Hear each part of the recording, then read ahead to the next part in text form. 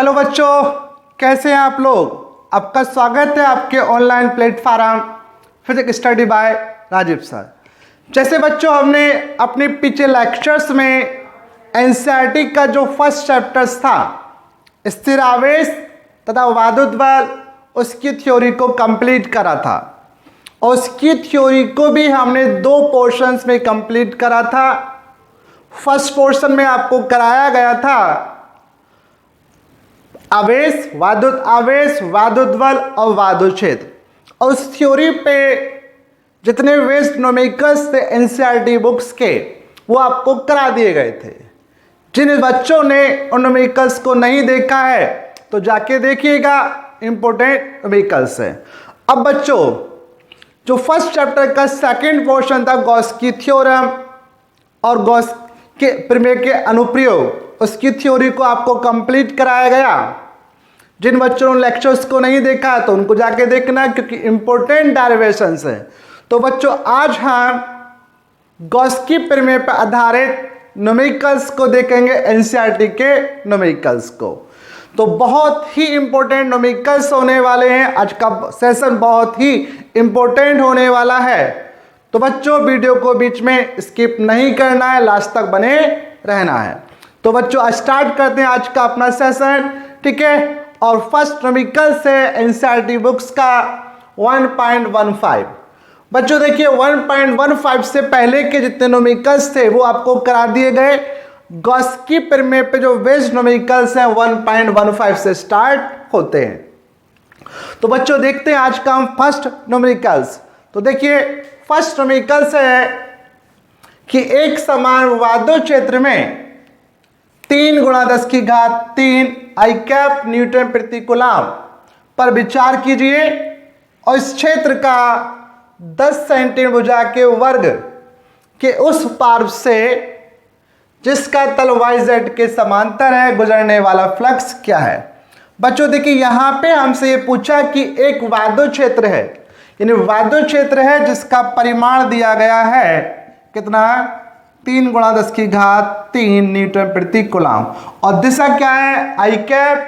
आई cap का मतलब एकांक सदिश, और आई कैप एकांक सदिश किस दिशा को व्यक्त करता है, एक्स अक्ष के दिशा को, यानी एकांक सदिश आई कैप जो होता है एक्स अक्ष के अनुदिश होता है। तो इसका मतलब ये हुआ कि किसी स्थान पर वायुद्युत क्षेत्र है। अब जानते हैं इस कार्तीय निर्देशांक पद्धति को। इस कार्तीय निर्देशांक पद्धति में क्या होता है, एक्स अक्ष, वाई अक्ष और जेड अक्ष, ये 3 अक्ष होते हैं, परस्पर एक दूसरे के लंबवत होते हैं। तो यहाँ पे जो वायुद्युत क्षेत्र दिया गया है वह एक्स अक्ष के अनुदिश है और इसका परिमाण कितना बच्चों, 3 × 10³ न्यूटन प्रति कूलम। अब देखिए और दे रखा कि इस क्षेत्र का 10 सेंटीमीटर भुजा के वर्ग, यानी कितना, 10 सेंटीमीटर भुजा के वर्ग। देखिए बच्चों कोई भी न्यूमेरिकल जो होता है सबसे पहले हम क्या करें, उस न्यूमेरिकल बहुत ही शांत दिमाग से उसका अध्ययन करते हैं, इसको पढ़ते हैं। न्यूमेरिकल्स में क्या दिया गया है, क्या पूछा गया है, उसको बहुत शांत दिमाग से हम अध्ययन करते हैं। अगर न्यूमेरिकल्स आपने अच्छे तरीके से पढ़ लिया तो समझ लिए आधा न्यूमेरिकल्स तो आपका हो गया, ठीक है। क्योंकि न्यूमेरिकल जब आपके समझ में नहीं आएगा क्या पूछा है क्या नहीं पूछा, वही आपके समझ में नहीं आ रहा तो आगे न्यूमेरिकल्स कैसे कर पाओगे। तो जो भी न्यूमेरिकल्स आपको दे रखा होता है बहुत ही शांत दिमाग से इसको पढ़िए।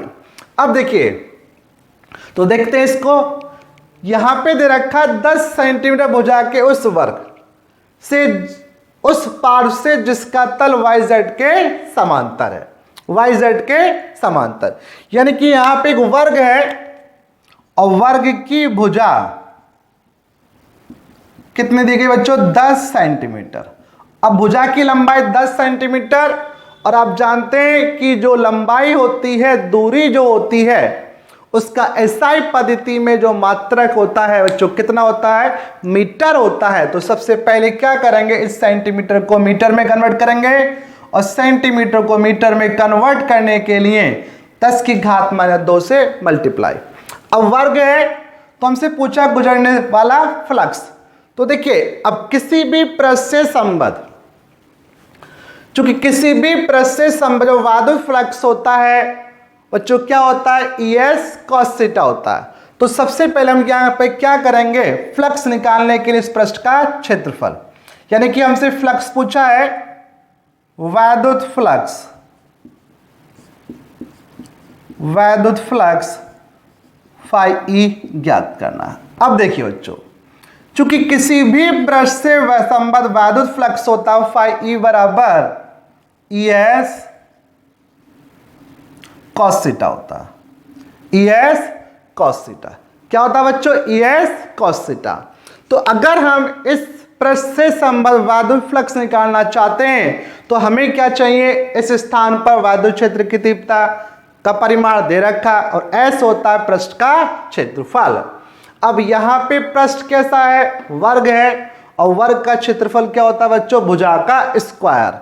तो इसको हम क्या कर सकते हैं, इसको लिख सकते हैं फाई ई और S का क्षेत्रफल, और क्षेत्रफल क्या हो जाएगा बच्चों, भुजा का स्क्वायर, क्योंकि ये जो पृष्ठ है वो क्या है, वर्ग, और वर्ग का क्षेत्रफल क्या होता है बच्चों, भुजा का स्क्वायर। तो ये भुजा का स्क्वायर, और थीटा, थीटा होता है वाद्युत क्षेत्र की दिशा और जो सदिश क्षेत्रफल है उसकी दिशा के बीच बना कोण। इसी को आपको बहुत ध्यान से समझना है, क्योंकि इस न्यूमेरिकल्स में यही सबसे महत्वपूर्ण है। अगर आपने थीटा ज्ञात कर लिया तो समझ लिए न्यूमेरिकल्स हो गया। तो यहाँ पे थीटा आपको ज्ञात करना। देखिए बच्चों, चूंकि ये यहाँ पे कार्तेशियन पद्धति, इसमें 3 अक्ष होते हैं, x अक्ष, y अक्ष और z अक्ष, परस्पर क्या होते हैं, लंबवत। अब देखिए बच्चों, परस्पर लंबवत का मतलब वास्तव में यहाँ पे बोर्ड है, क्योंकि बोर्ड में केवल हम द्विविमीय एक तल है तो यहाँ पे केवल 2 विमीय चित्र बना सकते हैं। वास्तव में तीनों अक्ष इस प्रकार से होते हैं, इस प्रकार से, ये x अक्ष, y अक्ष, z अक्ष, परस्पर क्या होते हैं, लंबवत। अब देखिए x अक्ष, y अक्ष, इनके बीच में जो तल होता है ये कहलाता है xy तल। इसी प्रकार से yz है तो इनके बीच में ये जो तल होगा, ये जो तल होता है ये कहलाता है हमारा yz तल। इसी प्रकार से ये जो x है, z है, इसके बीच में ये जो तल होता है ये कहलाता है हमारा, ठीक है, zx तल। अब यहाँ पे बच्चों ये दे रखा था, अगर इसको ध्यान से देखें तो यहाँ पे हमें दे रखा था कि ये जो वर्ग है, इस वर्ग के उस पार्श्व से जिसका तल yz के समांतर है। अब yz समांतर का मतलब ये हुआ कि ये x अक्ष, y अक्ष, ये z अक्ष है। तो वास्तव में z अक्ष कैसे है बच्चों, ये है z अक्ष। अब z अक्ष है, ये y अक्ष, ये z अक्ष और ये yz। तो ये जो इनके बीच का स्पेस है ये कहलाएगा yz तल। यानी कि बच्चों ये क्या है, yz तल। यानी कि इसको आप समझ सकते हैं, ये z अक्ष, ठीक है, ऊपर क्या x अक्ष, तो ये जो तल हो गया yz तल हो गया। यानी क्या हो गया, ये yz तल। अब यहां पे जो वर्ग रखा है वो कैसे रखा है, जिसका तल yz के समांतर है। यानी कि जो वर्ग है तो yz तल, तो वर्ग जो रखा है इस yz तल के समांतर। समांतर होने का मतलब कहां पे रखा हो बच्चों, ये ऐसे रखा है, इस प्रकार से, ठीक है। यानी यहां पे वर्ग रखा गया है इस प्रकार से। आप ऐसे समझिए, यानी कि ये हो गया yz तल और ये रखा है वर्ग, एक दूसरे के समांतर, ठीक। तो यहां पे वर्ग रखा है। अब हम देखेंगे थीटा। थीटा वास्तव में क्या होता है, वाद्युत क्षेत्र की दिशा और क्षेत्रफल सदिश s की दिशा। अब देखिए बच्चों, क्षेत्रफल सदिश की दिशा आपको हर एक डेरिवेशन से बताई गई। दोबारा फिर समझ लीजिए, क्षेत्रफल सदिश की जो दिशा होती है हमेशा पृष्ठ के तल के अभिलंबत, यानी पृष्ठ जो है उसके तल के अभिलंबत बाहर की ओर होती है। किधर की ओर होती है बच्चों, बाहर की ओर। तो अगर ये तल है तो इसके पृष्ठ के, इस पृष्ठ पे खींचा गया जो अभिलंब होता है वो, यानी पृष्ठ के तल पे खींचा गया अभिलंब, बाहर की ओर खींचा गया जो अभिलंब होता है वो सदिश क्षेत्रफल की दिशा को व्यक्त करता है। तो इस पर अगर हम लंब खींचें तो लंब कैसा आएगा, इस दिशा में आएगा, अर्थात यहां पर ये इसको व्यक्त करेगा सदिश क्षेत्रफल की दिशा को। यानी कि सदिश क्षेत्रफल की जो दिशा होती है हमेशा पृष्ठ के तल के अभिलंबत बाहर की ओर, या हम ऐसे समझ सकते हैं कि पृष्ठ पर बाहर की ओर खींचा गया जो अभिलंब होता है वह सदिश क्षेत्रफल S की दिशा को व्यक्त करता है।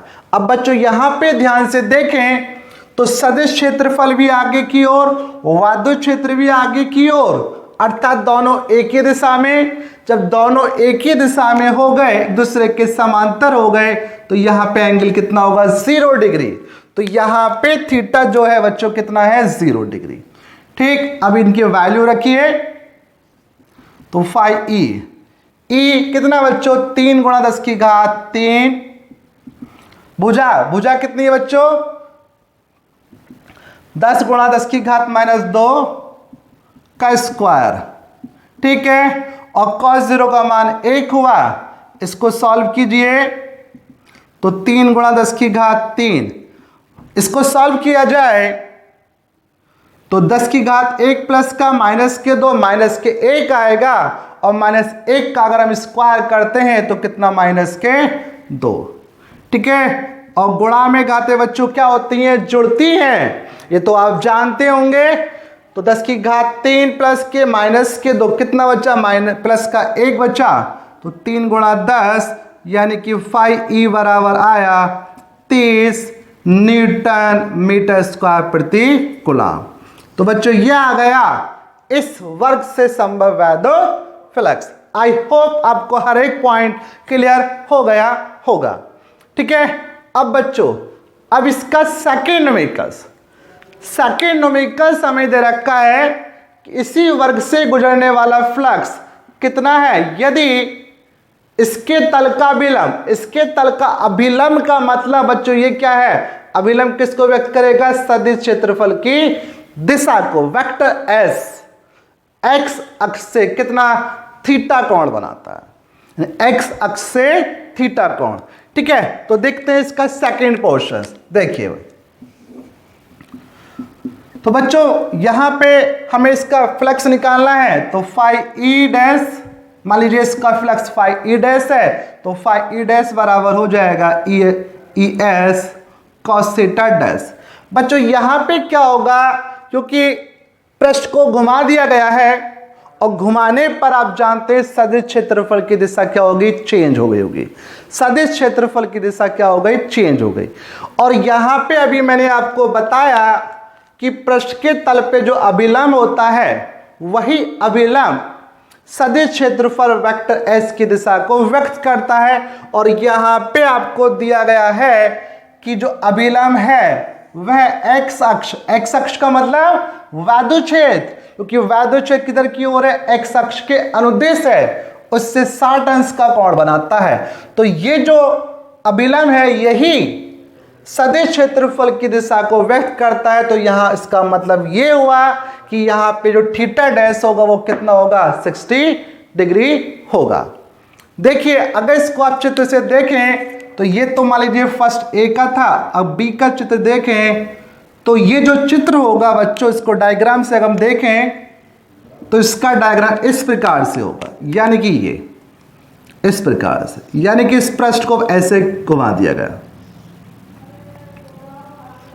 इस प्रकार से, यानी इसका जो अभिलंब होता है ये वेक्टर S x अक्ष से कितना, 60 अंश।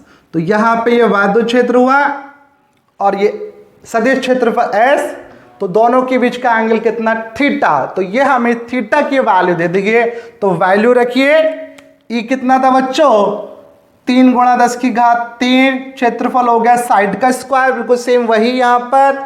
साइड कितनी थी इसकी, 10 गुणा 10 की घात -2, तो 10 गुणा 10 की घात -2 का स्क्वायर और cos 60 डिग्री। ठीक है बच्चों, S क्या होता है, पृष्ठ का क्षेत्रफल।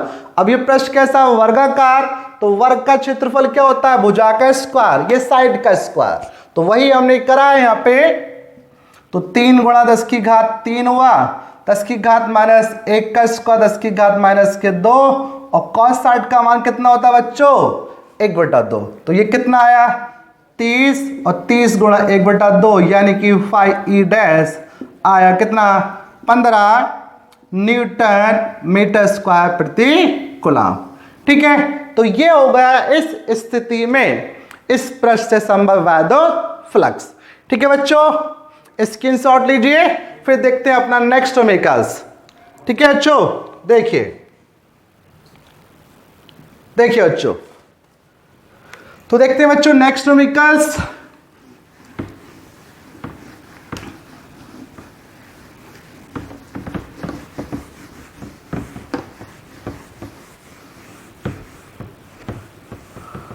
देखिए बच्चों, आपको किसी भी न्यूमेरिकल्स के संबंध में कोई क्वेरी हो, कोई पॉइंट अगर क्लियर नहीं हुआ है, मैं पूरी कोशिश कर रहा हूं कि आपको हर एक पॉइंट क्लियर कर दूं।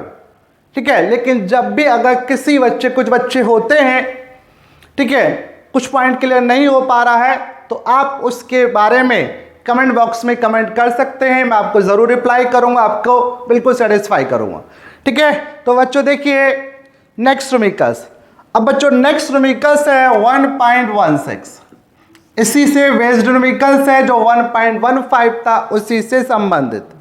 यहां दे रखा है कि एक समान 1.15 के एक समान वैद्युत क्षेत्र, यानी कि वैद्युत क्षेत्र का जो वैल्यू दी है वही दी गई है जो हमें क्वेश्चन नंबर 1.5 में दी गई थी। कितनी 3 गुणा 10 की घात 3 आई कैप न्यूटन प्रति कूलम। अब वैद्युत क्षेत्र का 10 सेंटीमीटर भुजा के किसी घन से जो इस प्रकार अभिविन्यस्त है कि उसके फलक निर्देशांक तलों के समांतर है। ठीक है, यानी कि एक घन है और घन की भुजा कितनी है बच्चों, घन की भुजा है 20 सेंटीमीटर। कितनी 20 सेंटीमीटर। सेंटीमीटर में दूरी, इसको मीटर में कन्वर्ट कर लेंगे, 10 की घात माइनस 2 से मल्टीप्लाई कीजिए मीटर। ठीक है, और घन का जो तल है, घन के जो तल है वह ये दे रखा इस प्रकार से अभिविन्यस्त है कि इसके तल, इसके फलक निर्देशांक तलों के समांतर हैं। यानी घन के तल, तल कह सकते हैं बच्चों, या इसी को क्या कह सकते हैं फलक निर्देशांक तलों के समांतर है। निर्देशांक तलों के समांतर हैं, तो निर्गत कुल वैद्युत फ्लक्स φe याद करना। बच्चों यहां पे दे रखा कि एक स्थान जहां पे वैद्युत क्षेत्र की तीव्रता है 3 गुणा 10 की घात 3 आई कैप न्यूटन प्रति कूलम, न्यूटन प्रति कूलम है, और यहां पर एक घन रखा है जिसकी भुजा 20 सेंटीमीटर को मीटर में कन्वर्ट करा। इस प्रकार से रखा है घन कि उस घन के तल जो है, उसके फलक जो है वो निर्देशांक तलों के क्या है, समांतर हैं। तो हमसे पूछा निर्गत कुल वैद्युत फ्लक्स कितना है। अब देखिए बच्चों, सबसे पहले देखते हैं घन। घन कैसा होता है, घन क्या होता है, एक डब्बाकार होता है इस प्रकार से।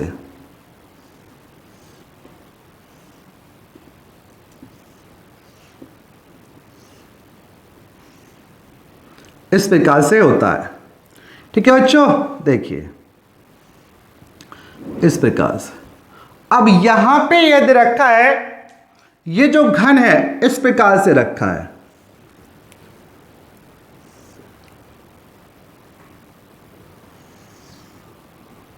ऐसे मान लीजिए, ये एक्स अक्ष, ये वाई अक्ष और ये जेड अक्ष, यानी कि इसके जो तल हैं वो निर्देशांक जो तल थे, आपको जैसे जस्ट अभी लास्ट न्यूमेरिकल से बताया गया कि निर्देशांक तल क्या होते हैं। तल का मतलब दो अक्षों के बीच घिरा जो पृष्ठ होता है, जो सरफेस होती है, उसको निर्देशांक तल कहते हैं।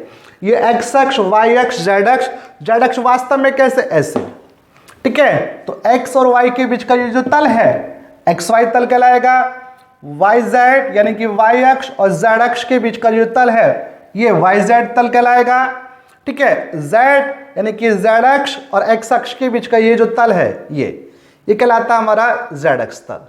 तो यहां पे वैद्युत क्षेत्र है वो किधर की ओर है, X अक्ष के अनुदिश।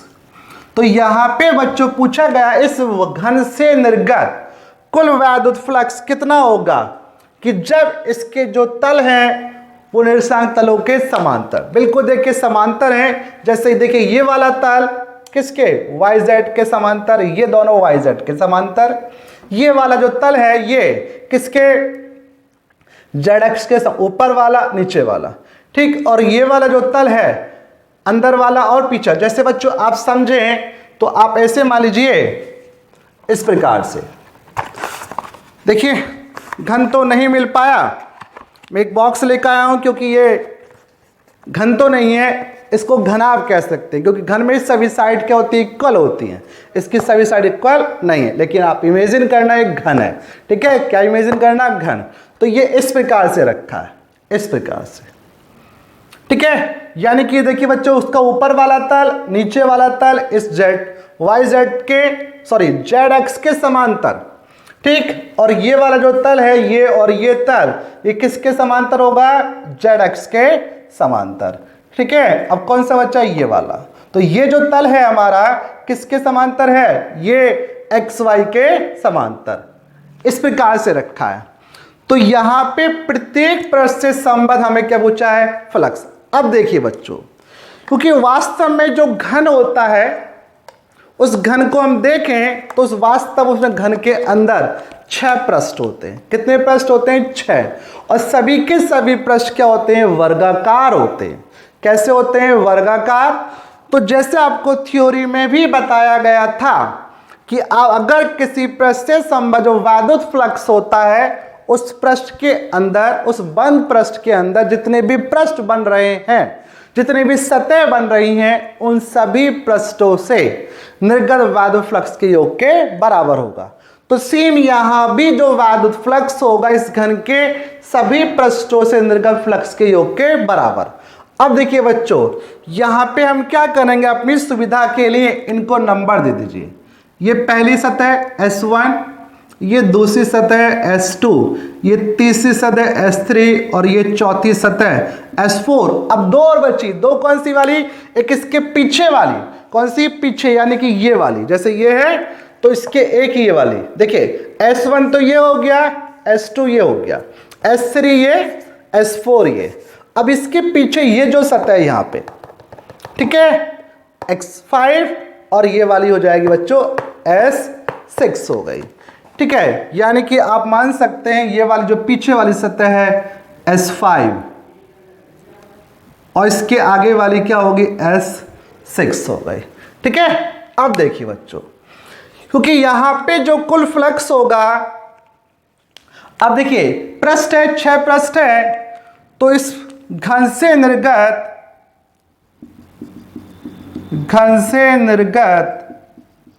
कुल फ्लक्स, तो कुल फ्लक्स होगा बच्चों फाई ई बराबर क्या होगा, ES1 cos theta 1, ES2 cos theta 2 क्योंकि 6 सतह हैं, ES3 cos theta 3 plus ES4 cos theta 4 और ES5 cos theta 5 plus ES6 cos theta 6 हो गया। ठीक है, अब बच्चों देखिए, चूंकि यहां पे एक ही स्थान पे पृष्ठ रखा है तो वैद्युत क्षेत्र का मान सबके लिए समान होगा, और वह घन है तो प्रत्येक पृष्ठ का क्षेत्रफल भी क्या होगा, इक्वल होगा। और घन का मतलब होता है एक घन जो होता है 6 वर्गाकार पृष्ठों से मिलकर बना होता है, क्योंकि घन की सभी साइडें क्या होती है, इक्वल होती है, और प्रत्येक कोण क्या होता है, 90 डिग्री का होता है। ठीक है, तो यहाँ पे क्षेत्रफल और वैद्युत क्षेत्र की तीव्रता क्या समान है। बस यहाँ पे हमें समझना है थीटा कितना है, जैसे कि आपको लास्टोमिकस में बताया गया, तो थीटा को समझना है। अब जैसे देखिए बच्चों, पहले पृष्ठ की बात करें तो पहले पृष्ठ में यहाँ वैद्युत क्षेत्र किधर की ओर है, एक्स अक्ष के अनुदिश। पहले पृष्ठ की हम बात करें वायदुच्छेद x अक्ष के अनुदेश, ठीक है, x चलो यहां पे दिखा रखा है, दोबारा दिखाने की जरूरत नहीं है। अब ये पहला पृष्ठ ये वाला है, आप ऐसे समझ लीजिए ये पहला पृष्ठ है। अब पृष्ठ का जो क्षेत्रफल सदिश होता है वो कैसे होता है, पृष्ठ के लंबवत बाहर की ओर, पृष्ठ के लंबवत बाहर की ओर। तो पहले पृष्ठ के लिए क्षेत्रफल सदिश जो होगा इधर की ओर, ठीक है। अब यहां पे E और S1 एक ही दिशा में, तो इसका मतलब क्या हुआ, θ1 कितना होगा बच्चों, 0 डिग्री। इसी प्रकार से अब दूसरे पृष्ठ को देखें तो दूसरे पृष्ठ का क्षेत्रफल सदिश पृष्ठ के लंबवत बाहर की ओर S2, ठीक है। अब यहां पे वायदुच्छेद आगे की ओर और क्षेत्रफल सदिश पीछे की ओर विपरीत दिशा में, तो यहां पे बच्चों थीटा जो हो गया वो कितना होगा, 180 डिग्री। कितना होगा, 180 डिग्री होगा, ठीक है। अब देखिए तीसरे पृष्ठ को देखिए, तीसरा पृष्ठ कौन सा बच्चों, ऊपर वाला पृष्ठ है, ये वाला। तो इसका जो सदिश क्षेत्रफल होगा पृष्ठ के लंबवत बाहर की ओर, पृष्ठ के लंबवत बाहर की ओर का मतलब ये इस प्रकार से ऊपर की ओर। अब यहां पे वायदुच्छेद किधर की ओर, x अक्ष के अनुदेश यानी कि आगे की ओर, ठीक है। और क्षेत्रफल सदिश किधर की ओर, ऊपर की ओर, तो यहां पे θ3 कितना हो गया बच्चों, 90 डिग्री। सेम इसके जस्ट नीचे जो S4 है ये, इसका जो क्षेत्रफल सदिश होगा पृष्ठ के लंबवत बाहर की ओर था किधर की ओर, नीचे की ओर, और वायदुच्छेद किधर की ओर है, आगे की ओर, ये। तो यहां भी जो एंगल हो गया कितना हो गया बच्चों, 90 डिग्री। अब देखिए पीछे वाले की, अब यहां पे जो S5 और S6 को देखिए, पहले S5 को देखिए, वायदुच्छेद बच्चों किधर की ओर, आगे की ओर। अब ये है तो इसका अंदर की ओर पृष्ठ है, तो इसका क्षेत्रफल सदिश यानी कि आप ऐसे मान लीजिए ये है, ये वायदुच्छेद है, और इस वाले पृष्ठ की बात कर रहे हैं हम, इस वाले पृष्ठ की। तो इसका क्षेत्रफल सदिश कैसे होगा, पृष्ठ के लंबवत बाहर की ओर, यानी कि ये आएगा, यानी कि इसका मतलब ये इस प्रकार से हो जाएगा बच्चों, ऐसे।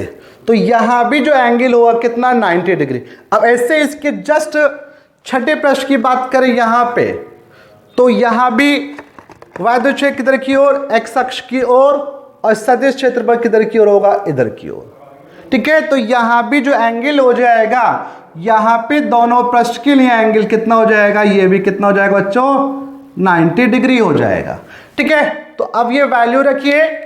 अब यहां पे देखिए सभी पृष्ठ समान है, तो सभी क्षेत्रफल क्या होंगे, इक्वल होंगे, यानी कि S1 बराबर S2 बराबर S3 बराबर S4 S5 S6, मान लीजिए S। तो देखिए वैल्यू रखते हैं बच्चों यहां पे, ES cos θ1 cos 0, दूसरे पृष्ठ के लिए ES cos 180, और तीसरे चौथे पांचवें छठे के लिए सबके लिए कितना, 90 डिग्री। तो ये ES cos 90, चौथे के लिए cos 90, पांचवें के लिए भी cos 90, और छठे के लिए भी बच्चों कितना आया, cos 90 आया। अब जानते हैं cos 90 क्या होता है, 0। तो ये सारा का सारा क्या हो जाएगा, ये 0 हो जाएगा, ये 0, ये 0, ये 0, यानी सबका सब क्या हो गया, 0, ठीक है। और cos 0 का मान 1, तो ये हो गया ES, और है cos 180 -1, तो -ES, ठीक है। तो ये प्लस का ये माइनस का कैंसिल, खत्म आउट ये, तो टोटल ये सबका 0, तो टोटल फ्लक्स बच्चों कितना हुआ, E5 बराबर 0, यानी इस पृष्ठ से संबद्ध जो वैद्युत फ्लक्स हुआ बच्चों कितना हुआ, 0 हुआ, ठीक है। बस आपको यहां पे थीटा को समझना है, और थीटा की जो दिशा होती है हमेशा पृष्ठ के लंबवत बाहर की ओर होती है। कैसे होती है बच्चों, पृष्ठ के लंबवत बाहर की ओर होती है, ठीक है बच्चों। आई होप आपको हर एक पॉइंट क्लियर हुआ होगा। बस आपको सदिश क्षेत्रफल की दिशा को ध्यान रखना है। सदिश क्षेत्रफल की जो दिशा होती है पृष्ठ के लंबवत बाहर की ओर, स्क्रीनशॉट लीजिए, ठीक है बच्चों। तो आज का लेक्चर यहीं पे समाप्त करते हैं, ठीक है। लेक्चर पसंद आया हो तो प्लीज लेक्चर्स को लाइक करना। जिन बच्चों ने चैनल को अभी तक सब्सक्राइब नहीं करा है, चैनल को सब्सक्राइब भी करना और अपने सभी फ्रेंड्स, सभी ग्रुप्स में इसको शेयर भी करना। इसके साथ आपको नोटिफिकेशंस का जो बेल आइकन होता है इसको भी प्रेस कर देना है कि जैसे ही नेक्स्ट क्लास अपलोड हो तो तुरंत आपके पास उसका नोटिफिकेशन पहुंच जाए, आप क्लास को मिस ना करें। ठीक है, तो बच्चों मिलते हैं अपने नेक्स्ट लेक्चर्स में, तब तक के लिए थैंक यू, धन्यवाद।